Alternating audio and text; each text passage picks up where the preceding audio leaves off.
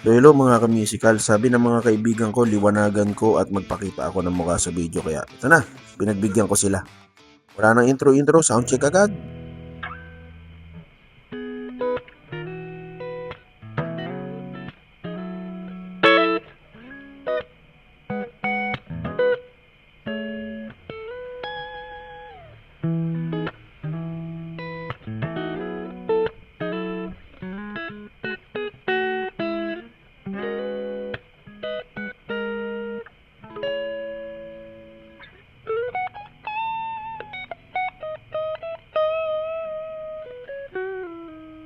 So dito naman sa next slide, ipakikita ko sa inyo yung naging issue ng electric guitar na to before natin ma-full setup.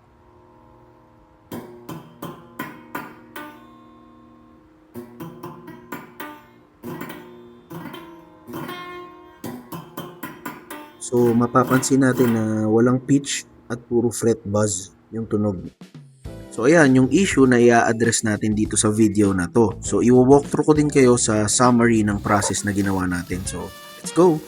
So i-dismantle muna natin lahat ng mga pwedeng matanggal para madali yung access natin.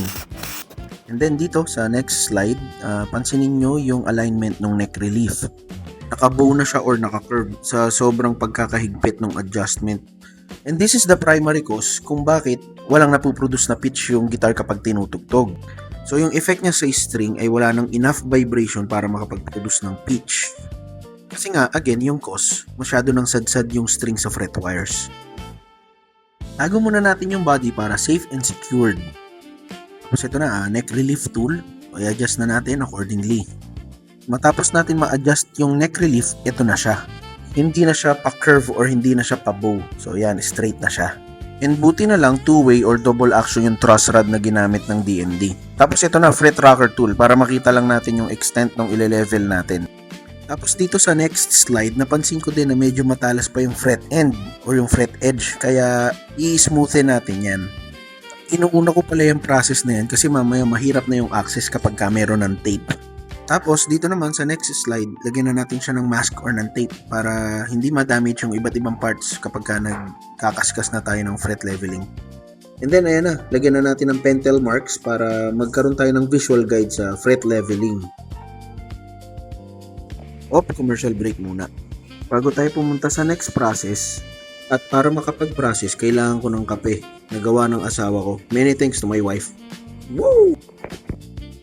So yan, back to the ball game na tayo. Using yung fret leveling file tool, i-level na natin yung mga frets. Matapos natin i-level, ito na, so crowning na tayo.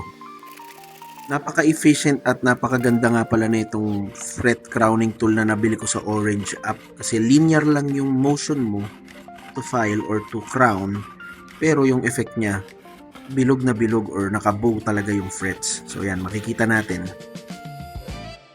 So from here, yung nasa kanan medyo pabow na, di ba? Tapos yung sa kaliwa pa trapezoid pa kasi kaka-level lang. Kitang-kita yung difference. Tapos proceed na tayo sa next phase ng process natin, which is yung polishing.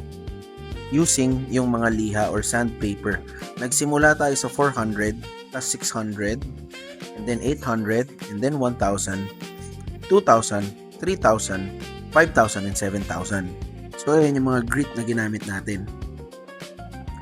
Tapos, ito na yung effect ng polishing. Sandpaper pa lang yan, hindi pa tayo tapos. Magbabuff pa tayo. So, yan. Proceed tayo sa next process, which is yung buffing. So, ginamit namin dyan yung Fret Magic na kami mismo ang gumawa. Nasa yellow basket yan, pagka gusto nyo umorder. So, yan. Before and after. Tapos ito na yung result mismo sa video. Ayan, shining, shimmering, splendid na naman, di ba? Tapos tanggalin na natin yung tape. And then, applyan na natin yung fretboard ng Musical City Plus Lemon Oil for Guitar Fretboard. Kami mismo ang gumawa niyan, kaya pwede kayo mag-order niyan. Ilalagay namin yung link sa yellow basket. We offer COD nationwide. Tapos ito, binawasan ko lang pala itong string tree kasi sobrang taas. Then ayan, lagay na natin ulit, pabalik yung strings. Tapos ito na siya, after ma-full setup. And then ito nga pala si client, si Sir Kyle. Maraming salamat Sir Kyle. Stay tuned for more videos mga ka-musical.